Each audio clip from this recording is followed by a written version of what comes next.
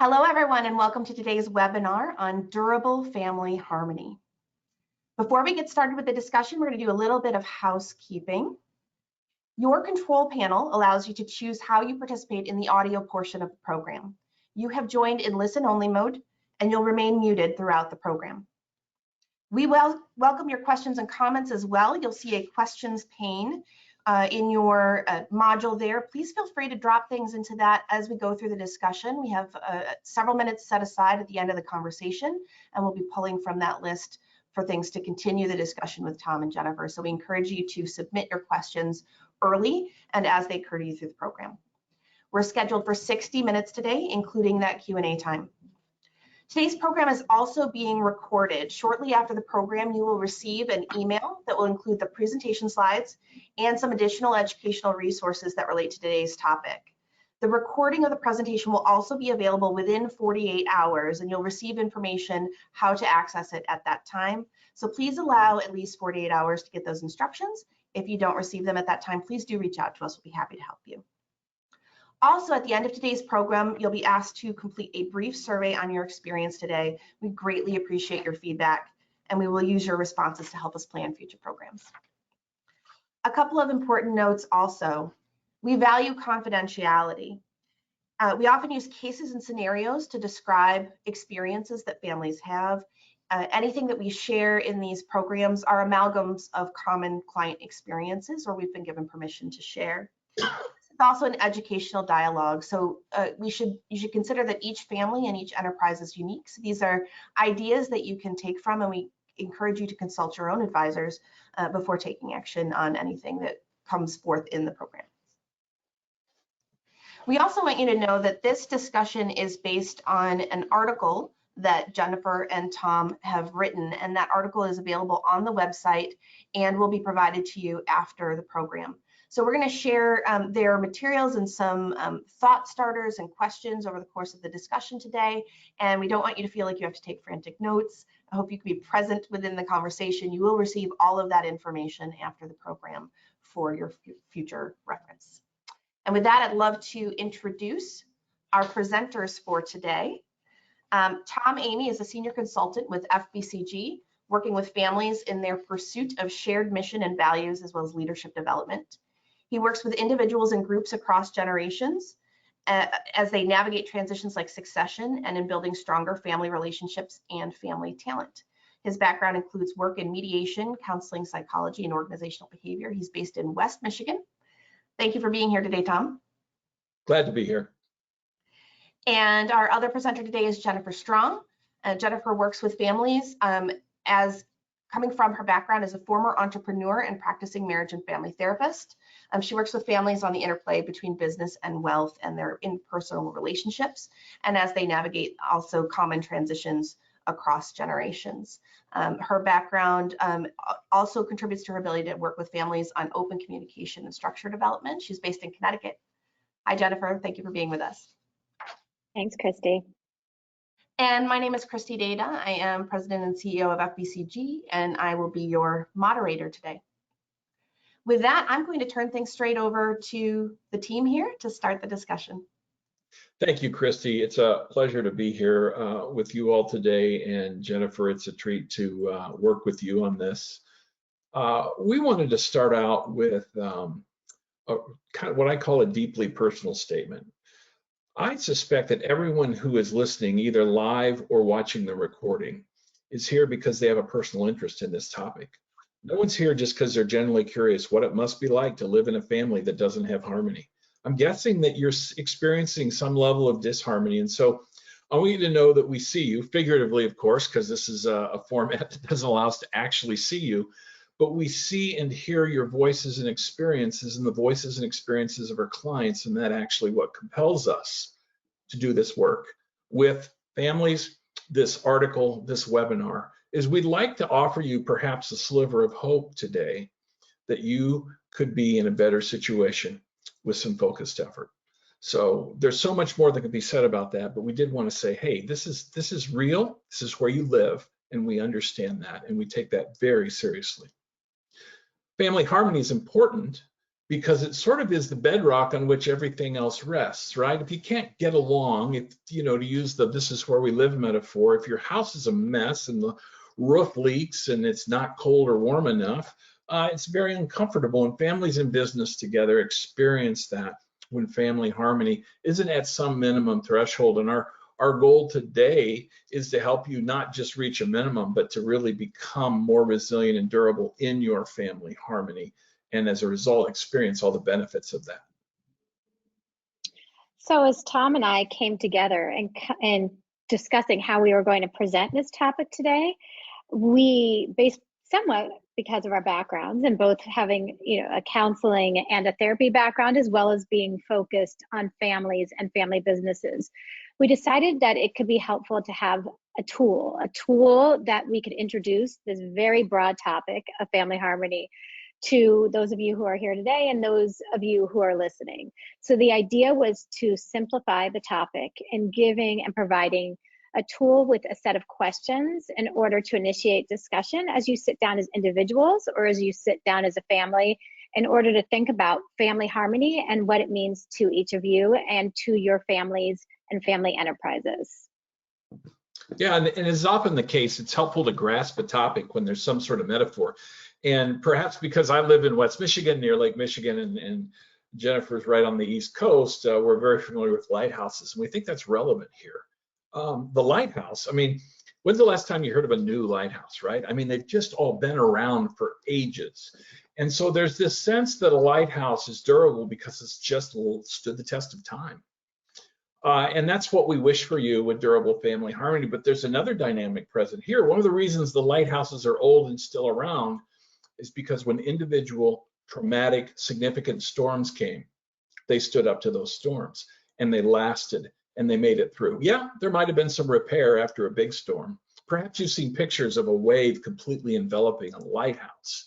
And it would be fun to be in a room together and just have a breakout conversation about, maybe put that picture up and say, tell us a story about when a wave was enveloping your family, a wave of conflict, a wave of difficulty, because those stories are real. Maybe you're in that now. But we see that as a really great metaphor for standing the test of time and also standing up to the difficult storms that would threaten your family harmony. So in order to move forward with the tool and introduce the questions that we will be presenting, Tom and I came up with the idea to utilize examples of two family profiles. So you'll hear me referring to the Johnson family today and Tom referring to the Smith family. What we want to do is we want to reinforce confidentiality and helping everyone understand that we're not talking about specific clients. We always respect client confidentiality. This is an aggregation of experiences that both Tom and I have had with our own clients. And in coming up with discussions that we thought would exemplify how to use the tool, we came up with these ideas of the Johnson and the Smith family, but we're not talking about specific families. So that being said, I will introduce the Johnson family. The Johnson family is in business together, and they're in a business that was founded by the grandfather. The father is currently running the business, and he is second generation, and both of his children work in the business. The older sibling is in a leadership role in the business, and everyone assumes that they will at some point take over the business. The younger sibling also works in the business, and they've moved from role to role over time. The parents have always been very involved in the siblings' roles in the organization and very concerned about the younger sibling and finding their place in the business overall. The Smith family, and again, let me reassure you that Smith and Johnson were selected simply because they're very, very common names. The Smith family, well, you'll learn more about the Smiths as we go, but for now, understand that they're a G2 to G3 family where generation 2 is in a leadership role.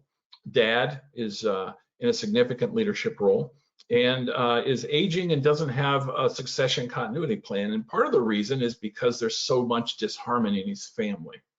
And part of the issue there is the disharmony relates to how dad relates to his next gen in the business and out of the business. And that draws mom in because she doesn't want to lose the kids. Now, these are, the kids are in their 30s. So, but there's a desire on mom's part to have more harmony. There's a desire on dad's part to have a good continuity succession plan, and to have more family harmony. He just doesn't quite know how to imagine that. And I think there's clearly a desire for the next gens who are working in the business, all the next gens work in the business, to have both greater family harmony and to be involved in the future of a business that they really have invested in their time in their life. And so this is a family that would have had a difficult time even starting a conversation about family harmony. And I think that's why we've developed this tool, is to help families think about and understand where are we at now, where might we go. And you'll hear me say this at the end, but I'll say it: just get started however you can. And the tool is an acronym for durable, and Jen's going to explain that to us. So enough about the tool, let's just walk right into it. So in starting with the word durable, I will be talking about the letter D. The letter D in the acronym for durable, and I think we're just waiting for our slides to catch up with us, but if not, I'll just start talking to this. So the letter D, as related to the acronym durable, is for desire. So the Johnson family has found themselves at their family ski vacation, and at their family ski vacation, they have been at odds. And this is usually a place that they enjoy going every year, where they look forward to, and they just felt tons of tension as they moved away from that vacation. They were bickering a lot, not necessarily about work, but just overall, it did not feel like a good vacation. So the mother approached us with the realization that the ski trip was an indicator of where the Johnsons were overall. So the first question that the mother had was, how did we get here? Why was the Johnson family in this place that they absolutely adored, but they weren't having a fun time? So moving forward from that, one of the things that we started and approached this with is that our understanding is, for all of us, including Tom and I sitting here and not just our clients, it can be harder to address issues rather than confronting them. So how does desire relate to that? In order to want to confront issues, there has to be the desire to have conversations about issues. Tom had alluded to how these conversations can be difficult. So the Johnsons had felt very uncomfortable having these conversations. As we all know, sometimes it's hard. We know we have a cavity or a toothache and it's hard to go to the dentist. I think of it as being similar to that. It's easier to ignore it than it is to move forward with it. So the Johnsons were at a place walking out of that ski vacation where they knew that they couldn't ignore this tension, whatever this tension was, that was in existence. There was some interplay between family and business that needed to be addressed. So what we did is we looked at, from a starting point, how much did they want to change? That's where the desire comes from. So I always ask clients, how much do you want to make a change? And once they get to us, usually they're pretty ready to make a change, or you may be listening to this today and deciding you want to have some of these discussions. So that's the first piece of that. The second piece of that is, how hard are you willing to work for that change? So with the desire to make change, if you're not willing to work for it, it's not probably the right time to address these things. So those two things are very hand in hand. With the Johnsons, we started to discuss from a big picture perspective what harmony meant to them. So to them, they'd been on the ski trip and they knew that there was disharmony, so to speak. But we started to really understand that they desired to have greater family harmony and explore what that greater family harmony meant to them. So once we were able to assess that they had that desire to make change, everyone showed up for meetings, everyone was engaged in our conversations, and they were really willing to take a look and listen and understand more about how they got here and where they could go. So with that, I will turn it over to Tom. You make a great point with desire, and what I found, Jennifer, with my clients is that this is true for the Smiths, this is true for most of my clients. Everyone has the desire, they don't know how to talk about it, and they're scared to get in a room and say, I want this, because they're worried that someone else won't want it, but everyone wants it. So great summary. My focus now is on understanding. It's the second piece in this tool. And just as a reminder, when we say tool, we're saying here's a discussion guide. Sit down and think about this. So it's a reflection guide for you to think about. and it's a discussion guide for you and your family to discuss. Understanding is my focus right now. And the thing about understanding is that people have different understandings, and that's okay. In fact, I would say in a healthy setting, that's even preferable because it broadens your perspective. But if you're willing to understand, you might be willing to acknowledge that there's something to learn, which then, watch my logic here, then implies that you don't know it all. And I think if we can give ourselves permission to say, I don't know it all, and you don't have to know it all either. So let's enter into trying to understand some things about our current setting, our business, our family, the stories, the history, the future. And so when we talk about understanding, we think, well, what are some things we could build understanding around, right? And you know, values is a great place to start, because typically families do find some commonality in values, and we've done some great exercises with families as sort of a quick win to help them realize they're maybe more aligned than they understood they were, which is builds hope, right? And then how do we get started? What's the story? And there's potential for conflict around the story, but there's also some common themes. And how do we understand that differently? And what does that mean? Who makes what decisions? This is very operational and important, and is also another source of threats to harmony, because I think that's my decision to make, and Jennifer thinks it's hers, and we have different reasons for that. If we would just sort of maybe stop defending our territory for a moment and sit down and go, okay, what makes sense, right? How are we organized? And this is something else we talk about with family. Who has come and gone from the business? The stories of why Uncle Joe left, or maybe why he was here in the first place, are an interesting place to explore. That's probably advanced work before we get into those kind of stories. And then another simple one is, what are our goals? Alignment around goals is a great way to get everyone pulling in the same direction. Think tug of war. You're more likely to win at tug of war if you're all pulling in the same direction. And be able to do good work together, either in the family setting, in the business setting, etc. Now, in the Smiths, the family that I referenced and I'm going to use as my example, the big understanding shift here was exactly what I mentioned when Jennifer wrapped up desire. They had the desire, they just didn't know how to articulate it, and they were a little worried about getting in the room and talking about it for fear that someone wouldn't want it. Once I helped them understand they had the same desire, then it became a process of them understanding where they were the same and where they were different. And one of the big issues that we identified right away was the dad, let's call him kindly old school. He was one of those fellas that decided, hey, I don't want people to think my next gen's being coddled or getting special privileges. And frankly, he erred too far to the other way. And he would say that now. He would say that. So erred too far to the other way. Next gen felt treated unfairly.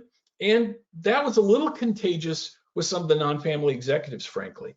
So the next gen couldn't get a fair deal in their work. And they were showing up and doing work. Now, in fairness, they were also contributing to some of the misunderstandings. Nobody's without the opportunity to grow here. But you can imagine then, mom's watching all this. She's frustrated with the non-family executive. She's frustrated with dad. She wants more opportunities for her next gen. So when we sat down, there was a lot of knots to untangle. And so what we did was we helped them understand balance. And the balance here is that, one, you want the same thing. Two, let's pick a common path to move toward that. And that involves some balance where the next gen's kind of stepped up in some ways. And maybe the non-family executives and dad inside became a bit more advocate and fair-minded. And that allowed the family to have family meetings and celebrate wins together. Now, I just fast forward through a lot of process there.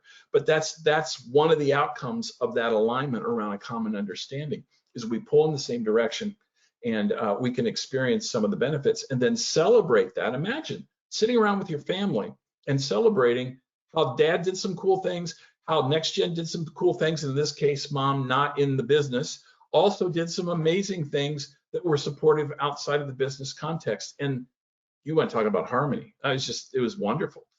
So clearly, long process here.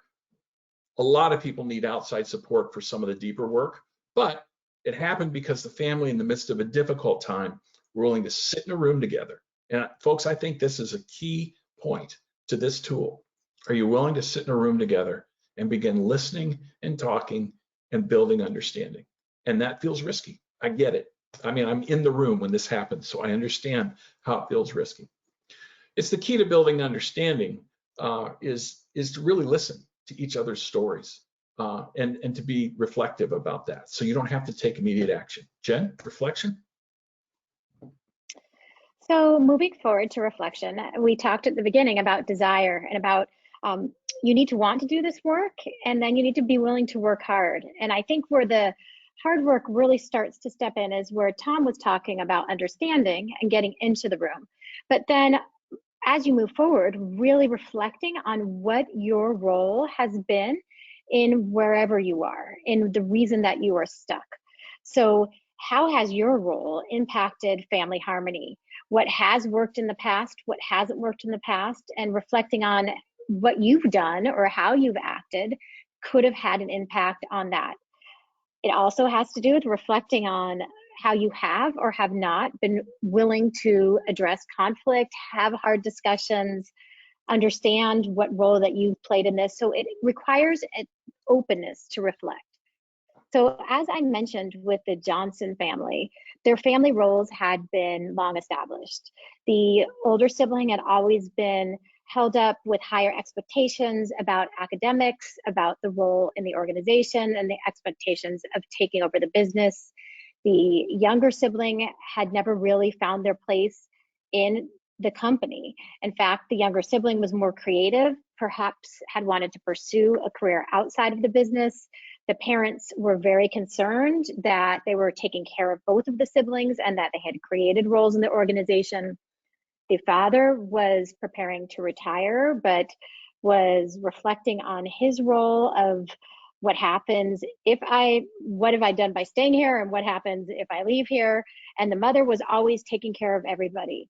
So well-established roles in the family, as we all know, very much impact family business. It's very hard to detangle family and business, which is why Tom and I always discuss with clients, where are you having a conversation from? So reflect on what your role in the family has been, in a sibling position, as in a parental role, in the ways you may have taken care of. Are you having a conversation about your role in the family? Are you having a conversation about the role in the business? And really reflecting on how this understanding, as Tom talked about, and how past roles have impacted your abilities to have these conversations.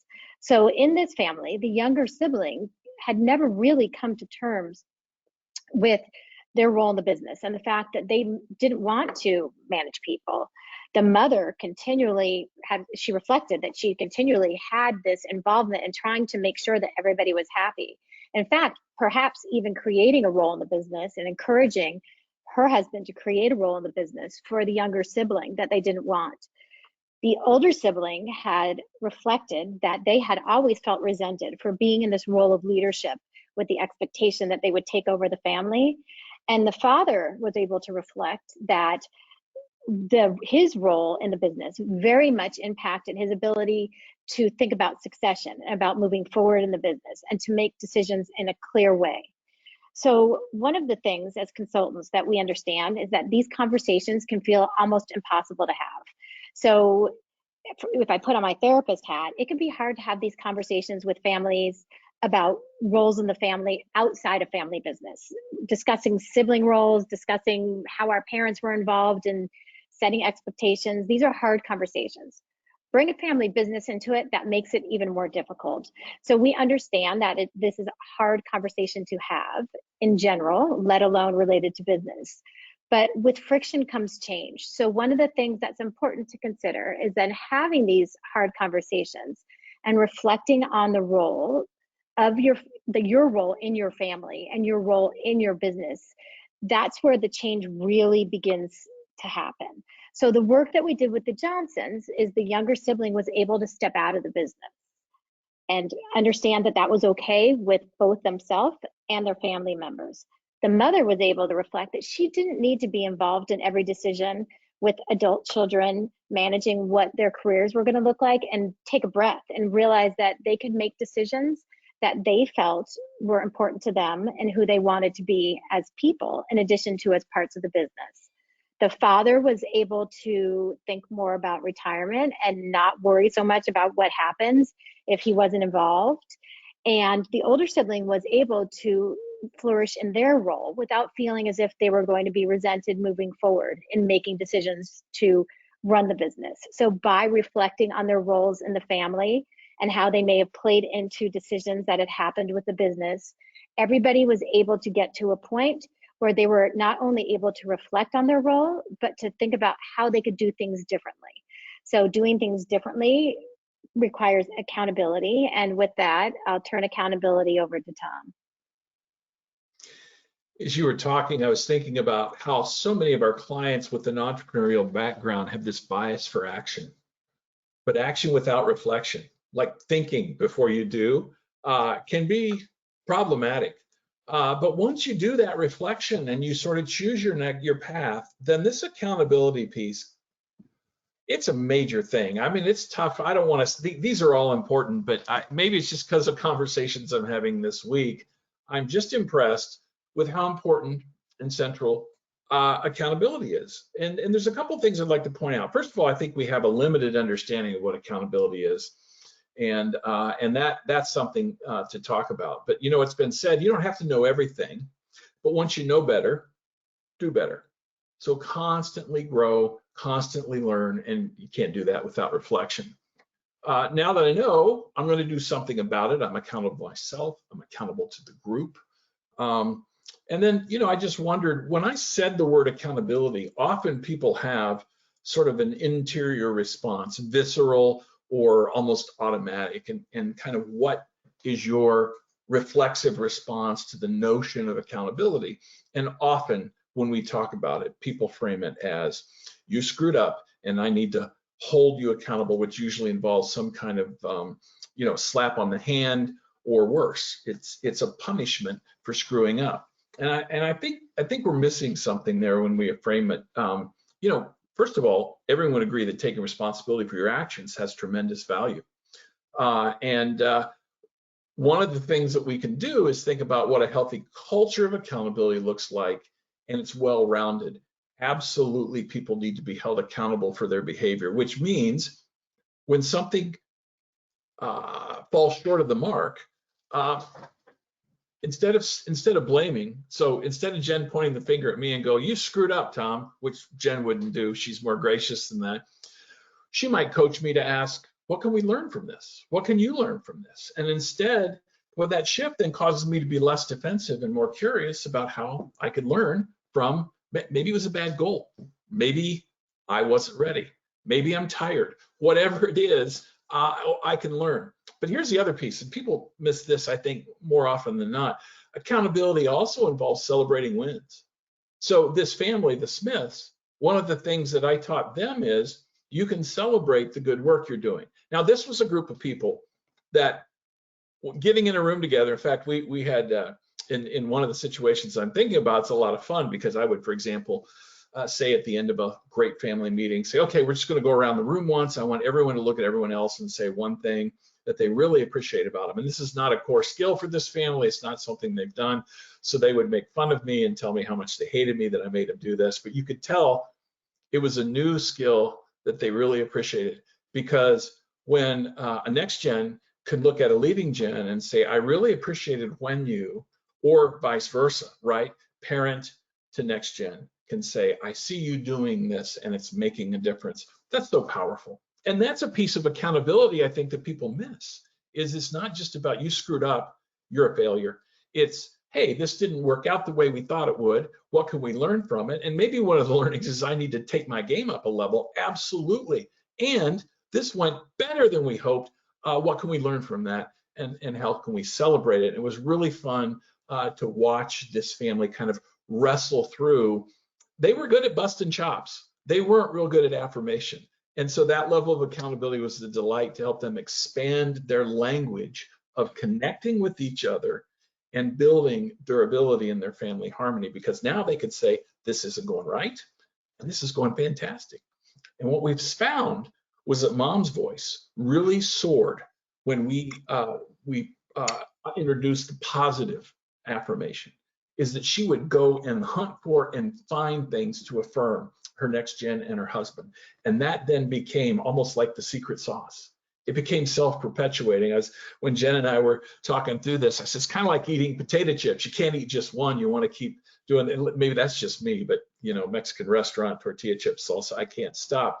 But it's like that with affirmation, and that can really be motivating. And that's where we start to see some of the energy turn toward a more hopefulness. And hopefulness, I think, is about belief. So we've talked about reflecting and becoming accountable, but let's be honest, none of us really want to do the work unless we believe that there's something that's different on the other side. So I don't know how many people are listening to this who watched Ted Lasso, but Ted Lasso was a coach who took on a losing team and really taught them to believe that if they became accountable and did the work that they needed to do, that they believed that they could become a winning team. And that belief is something that we really see in the room every day, because you can do the work and you can sit down and have these hard conversations. But if you don't believe that there's something different on the other side, then you're not going to be compelled to do things differently. So you may be able to reflect on your role. You may be able to become accountable to doing things differently. But everybody that we sit with, or ourselves as we're dealing with our own stuff, we want to believe and need to believe that things can be different in order to have an impact in a family and in a family business. So in talking about the Johnsons, there really was a lot of believing going on, right? So the younger sibling really needed to believe that their family would be okay if they didn't work in the family business. The older sibling really needed to believe that it was okay for them to run the business without anybody else resenting that role and taking on that role. The father really needed to believe that there was, first of all, a world for him outside of family business, moving forward with his wife and his family in a new way. And he needed to believe that the siblings would be okay no matter how they were involved. The mother needed to believe that she didn't need to be concerned with the outcome all the time, and that everybody could be accountable to their own actions now that they understood and reflected on what their roles were. So there was a whole lot of belief that needed to be changed. And we understand very much, sometimes it's hard to have that belief, which is why people work with consultants or work with therapists or talk to people outside of themselves, is we get it. But this is something that can be driven internally as well. So in order to get to change, you need to believe that there can be change. Mm-hmm. And through even going through the questions in this tool, we think that families will be able to work towards that change that they believe can happen. So, you know, in thinking about this, I want to go back to what Tom said at the beginning, that this is a very personal conversation. Thinking about our roles in the family and our roles in family business is very individual, very unique, and it's very personal. These are not easy discussions to have. It's much easier to have discussions about profitability and liquidity and how we find the next board member. This is the hard work. This is the work that really creates that durability and that foundation that allows families to move from one generation to the next. So, you know, families are defined by love and they're connected by business. We understand these difficult conversations happen from a place of love. So, Tom? Yeah, you know, when I say love, I can imagine there's a few people who are like, oh, all this gooey, feely language, right? But hey, there's something unique about family businesses. And one of the pieces is that you have this fully developed, much more robust relationship. And so why not seize everything that's available and leverage that for your success? Now, leveraging love, I know sounds a little bit, I don't know, it sounds, I can't think of the word, but we don't leverage love. But the fact is that it's a variable that's there. And you know, a client of mine who's a non-family executive did a quote I wrote down, and I keep remembering, because, you know, one of the things that makes the family business hard, Tom, is the family. And that was his perspective as an outsider, not in the family. But But the family actually in that situation had a deep love and respect for each other, and it became a bridge that saw them through difficult times. Love can be healthy or unhealthy. Sometimes it can look paternalistic, crossing boundaries, people sort of getting in. When the leading generation is speaking into personal matters of a next gen who's married and has kids and starts mucking about in their family dynamics, that's not a healthy version of love. That's something else going on. Love is healthy when it's selfless, when it has a lot of hope and belief, like Jennifer just talked about, and maybe as one of my colleagues likes to mention with our clients is that we put sort of the group's goals and hopes over my individual ones. So love has a lot of, it shows up in a lot of ways that are very, very functional and helpful for family process, both in the family and in the business. So you can't ignore it. You can't have it be the only thing. Love can be tough love as well.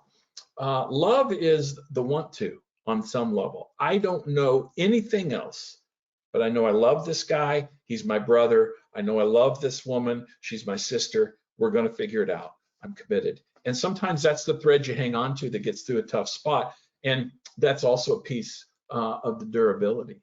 And so one of the things that I saw show up as an example of love in the Smith family is after we'd achieved quite a bit of success, and this family had really become durable. I think they could withstand any storm right now, and they're going to stand for a long time.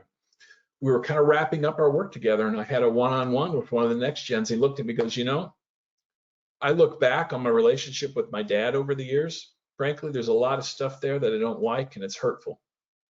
He says, but where we're at now is so powerful. And I saw that he was able to learn even as I was learning too. And when I realized that he still had stuff to learn and I had stuff to learn and that was okay, he goes, I think just out of love, I want to face forward and continue to focus on our future together instead of staying fixated on the past. And my dear colleague here, who's a counselor, will point out that sometimes you do have to go back and repair things from the past, or they'll continue to bother you in the future. But I appreciated that loving mindset that showed, hey, I'm going to make a choice. And at the end of the day, love can sometimes just be a choice. And that I think is helpful to compel people, to propel people forward to staying engaged in doing this work. But how much work? Jennifer, enough. So in wrapping up our tool, I want to address the idea of enough, because what's enough for one family is not enough for another family, and we define goals individually based on where we want to be on our own as a family system, as a family business. Enough can be defined along a continuum depending on the work that you're doing and where you are as a family. So for the Johnsons, maybe enough was being able to have the younger siblings step out of the business and know that their next ski vacations were going to be fabulous. For another family, perhaps enough is to take long-standing resentments between siblings and be able to bring them to the table. Perhaps enough for another family is just being able to have hard conversations, and that's enough. For a different family, enough may be getting to a place where whoever's running the company can think about succession and having the conversations that lead up to that. So enough in the discussion of how we're using it here is what's enough for you. So how will you know if you get to that other side that things feel better and that you feel less stuck, that you've moved through a set of questions that's brought you to a place that you feel like you've discussed this enough, and there's no right answer to what is enough for one family versus what's enough for another family. Yeah, the Smiths had a really interesting sort of a secret side conversation on what was enough. And they started with just wanting to try to get in a room and have a conversation, which had been difficult for them. But shortly after things began to turn just a little bit, I had just a check-in conversation with Mom. And she was talking about, she said, Tom, you know what my goal is? I said, what's your goal? And she said, well, we've got multiple cottages on the same lake and we never get together. We sit separately in our cottages for major holidays, and it breaks my heart because we used to get together at our cottage. And she goes, I'd like to see everybody get together for the 4th of July, which, Michigan lakes, 4th of July, really everywhere. It's a big deal. I said, let's go ahead and let's shoot for that. And, it was February, so we had some time. And so enough was that the family was able to get together and celebrate being a family in the midst of also trying to figure out some very challenging business processes. And that enough shifted over time, and that's the role of hope and success and accountability and some of the other things we've mentioned about, is they become cumulative. And then you realize that you're capable of more significant growth and access to things that help build durable family harmony. And it's just really wonderful to observe. And they did get together and had a wonderful time at the cottage. And I feel like that's one of those wins that I get to watch that really is sustaining and joyful. So in conclusion, why are we here today? So Tom and I came together to discuss this topic and to figure out how we wanted to present it.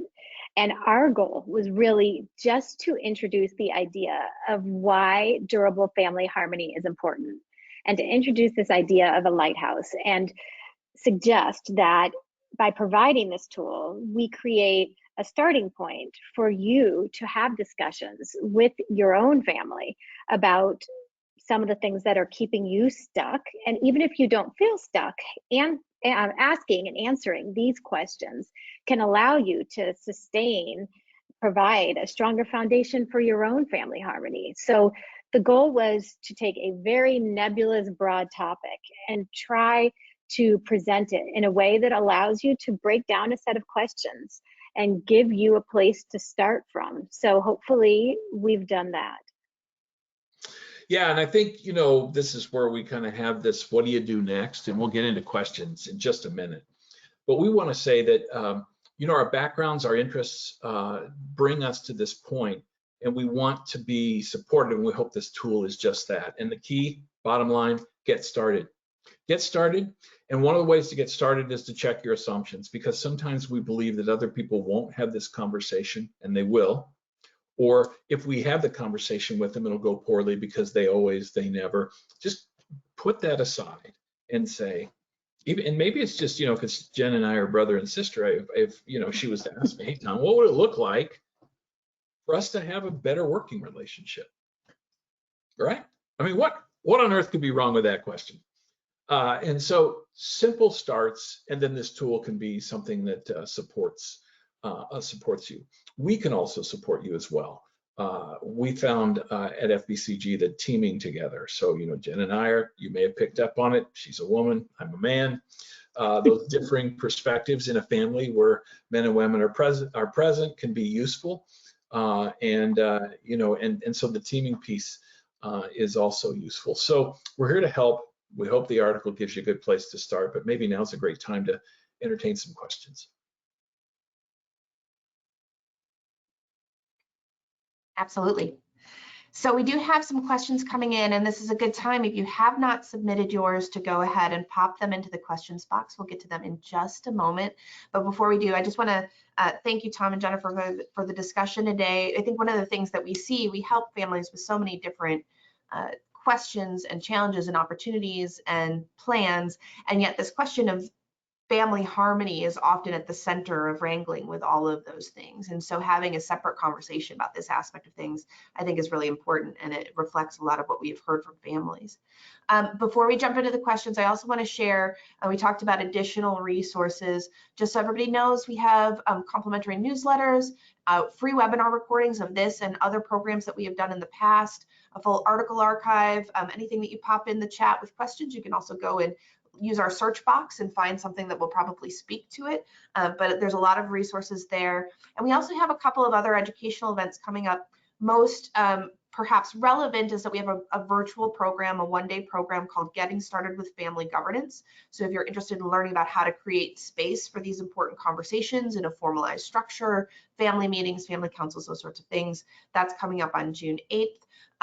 I think the link to that information is in the chat for those who are interested. We also have a program in the fall called Family Director Essentials for those of you who may serve as, or in the future serve as, a director on your family business board. And with that, we will go to questions. Let's start with, oh, I've got several. This is fun. Let's start with Charlie. Can you talk a little bit more about the balance between the interest of an individual versus the interest of the group in this context of family harmony?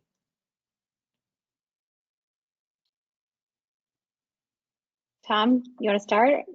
Yeah, I'll start. That's a great question. Where do you jump in? It strikes me that it's a negotiation, that everyone has needs. And one of the simple things I say to my clients is that everyone's got them. And so there's three things you do, is you identify them, you own them, and you communicate them. They're my needs, they're not yours. And so if you can take ownership of your needs and let people know what they are, and then give them space to consider and respond, then you start to be able to negotiate balance. I may have a need that someone else can't meet, and that doesn't need to be a source of disharmony or conflict. It may just be the way it is. So that's where I would start, is figure out what's my need versus what is maybe not my need or someone else's responsibility, and start working through that. Yeah, and I think too, trusting the process. So I think anytime you're dealing with more than one person's more than one person's position, we have to be respectful, and family members need to be respectful of the fact when I say trusting the process, it really is going through the idea of this tool. So one person may have the desire to change, but when they're able to reflect on their own role and really approach the other family members in a different way and say, hey, look, I understand that I have a role in this too, but I think it could behoove us to have a conversation about this so that our family ski vacation isn't ruined, or so that we can really talk about dad retiring. So I think sometimes when an individual's desire to get started may be stronger than other family members' desire, thinking and reflecting on how they've played a role in being stuck and presenting other family members with that can already change the dynamic in the family.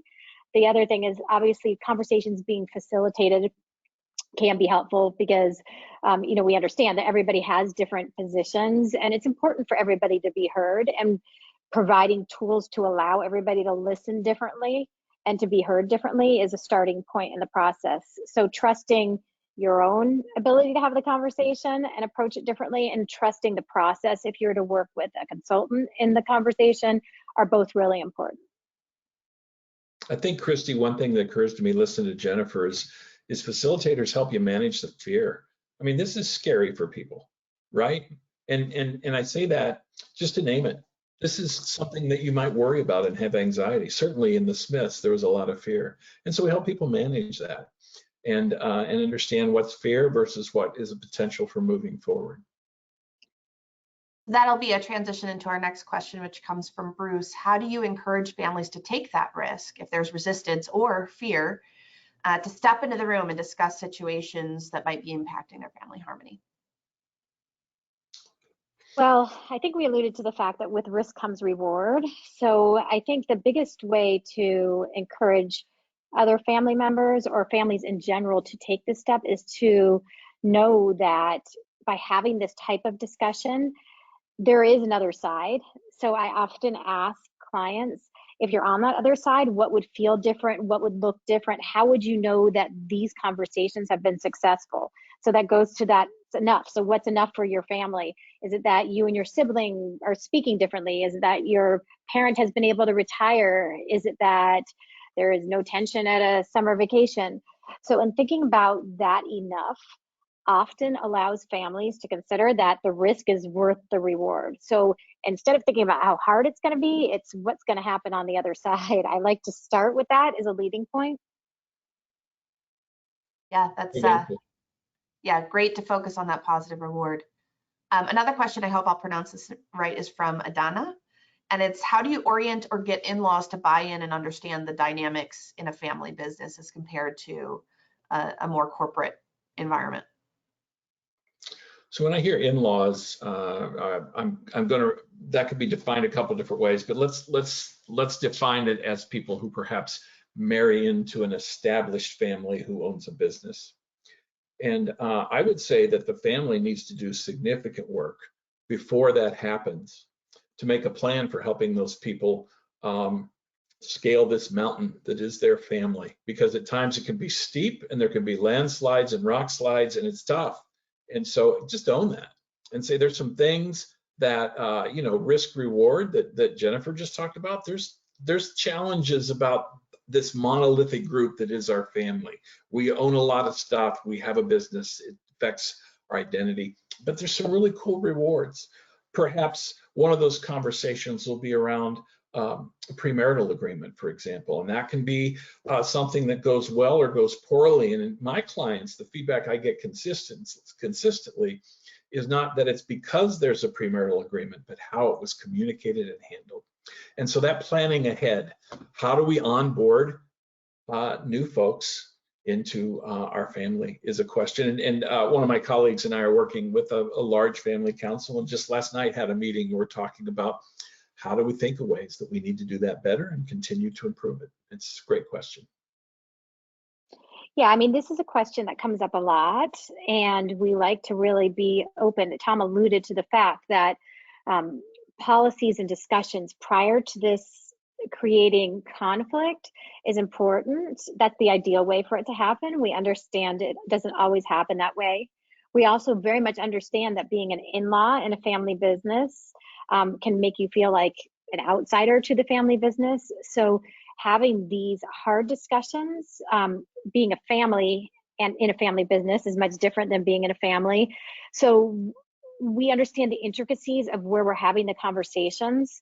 So we want the conversations to be had in the right way, to understand that business decisions about shareholding and wealth and all of being a part of committees and involved in a family business affects and can welcome or not welcome or create different resentments with in-laws. And we like to really be intentional in the way that we talk to family businesses and how you take that into consideration when you're making decisions.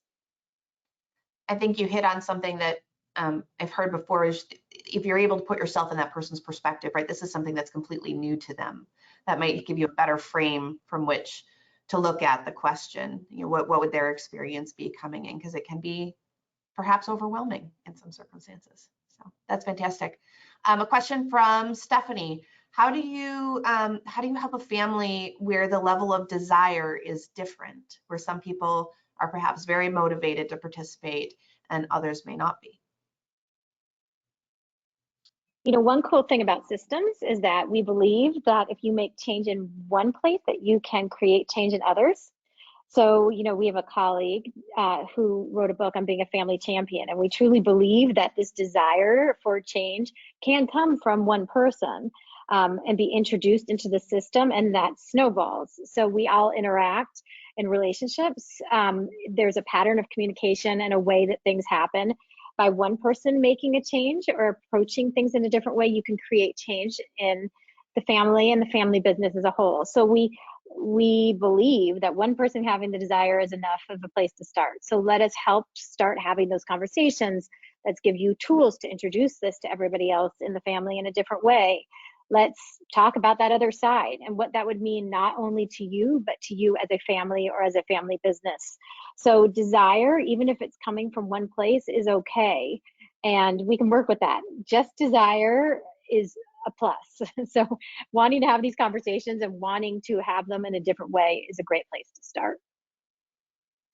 That's a great answer. The only thing I would add briefly is that typically people have reasons for being at different levels of desire, and I would want to understand that. And it could be that they've given up on some belief, and because in my experience, way more often than not, people do desire greater family. I'd like to get along with my brother.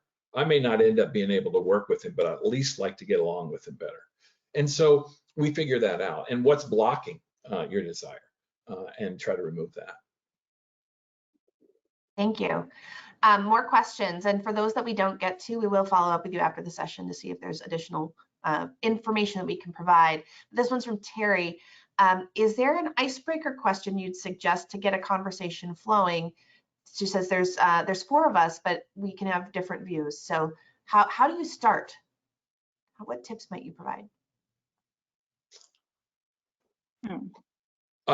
You know, icebreaker questions often are generally related to where we want to go. So if it's about family harmony, one could say, you know, you could use this tool and pick one of them that for you all seems to be a really low key question and say, what do we think about this question? I'm looking at just the part that Jennifer covered so well, desire, is, hey, how would you rate the current state of our family harmony, the four of us working together? It's sort of you only have to give a number, 1 to 4, right? No one can pick a middle number, and so that's a really easy. And then if you're feeling good about it, you could ask the follow-up question as to why. I mean, that's the first question in the article we wrote. Yeah, I think there are different tools you can use. So another tool that sometimes I start with two tools. One is if you feel stuck, if you personally feel stuck and you're curious if others in your family feel stuck, let's take the Johnsons and their ski vacation, is to ask them, like, do you feel stuck? And how would we know that we weren't stuck? What would feel different? What would look different? So starting with that. Also sometimes scaling where people are at. I think Tom alluded to some of that. Sometimes saying on a scale of 0 to 10, how well do you think things are going at the business? Or how well do you think things are going with this succession planning? Or how well do you think things are going at home with us keeping business away from the dinner table? So whatever it is, it can be, and if you go around the table and one of you is at a 1 and one of you is at a 9, then you have a clear place of understanding as you start that you're in a very different place. And just that can be a great place to break the ice and have a conversation about, well, hey, if we're clearly in different places, what if we're to talk about this? What if we're to approach this in a different way? Yeah, and if you're thinking, how do I start the conversation? My guess is that you have some reservations about even having the conversation. And so don't underestimate the role of bold leadership and vulnerability on your part. But if you're going to do that, recognize that it may be several conversations before you see movement. There will not be a grand gesture that leads everyone to turn on a dime. They'll be showing up over time and being with each other and being curious about this family harmony thing before others might take the risk that you're taking in the first meeting, and that's okay. Yeah, it goes back to that question that we asked at the beginning of how much do you want change and how hard are you willing to work for it? So you may really, really want change, but you also really, really have to be willing to work for it. Great. So, Perfect. I'm going to take one more question. Before I do, I just wanted to note, so there was a question about the book that Jennifer mentioned on Family Champions. That is in the chat. In just a moment, you will get a survey that pops up on your screen. We would really love if you take just 2 minutes to give us some feedback. There's also an opportunity there. If you would like Tom or Jennifer or someone from the team to follow up with you directly, you can put that information there. Some of you asked really meaty questions about your personal situations, and those conversations may be best managed in that kind of context. So please take that opportunity. And so the last question I'm going to ask, and it follows up on a little bit of what Jennifer mentioned a moment ago about, how are we doing with keeping business out of our family relationships? We do have a question from someone who says that we have 100% family harmony outside of work, but they're seeing work taking the responsibility and the blame for disharmony. So how do you set barriers and guidelines so that the work doesn't flow over negatively into those family relationships?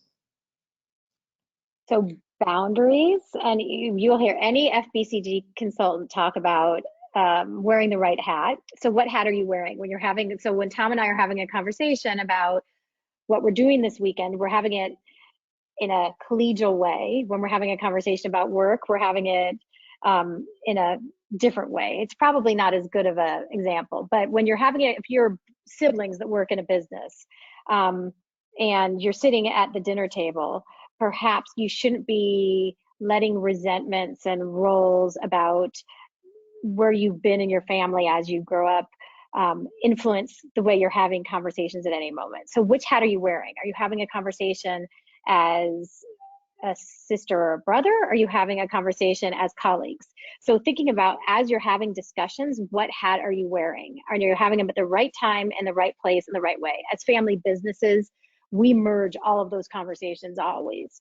And detangling where we're having those conversations and what questions we're having around the family circle in the ownership circle and the circle of where we work is integral in order to get anybody to feel better. So if you're having conversations well in one place, that's a good sign. You just need to create boundaries on not having them in the other place and having the right conversations in that circle. I actually offer a brief, what I call a deep dive on the topic of boundaries with my clients early on, also on emotional self-regulation and other things that I find to be useful, because let's face it, boundaries are a great concept. And if Jennifer, my sister, fires me 3 days before Thanksgiving's going to be awkward. I don't care how boundaried we are. So we're whole people. We're whole people all the time. And if my sibling and I or my parent and I aren't getting along at work, it is going to be challenging to sit peacefully and sip beverages on the deck at the cottage as if nothing happened. So working through that and giving specific techniques, shoot, that could be a webinar in and of itself. I'm sure it could, but I love how you wrapped us up, Tom, because this is the human part of so much of the work that we do, and it's so important to our lives and to our futures. So thank you both for sharing. At this point, we're going to go ahead and deploy that survey so that you guys can provide your feedback, ask additional questions, and again, we will follow up with people after the session. Thank you to all of you who participated today for your time. Thank you for being here. Excellent question. Thank you for your time. We appreciate it and hope we'll see you at a future program. Great working with you, Jennifer. Thanks, Christy. Thanks, Tom. Thanks, Christy. Thanks, everybody.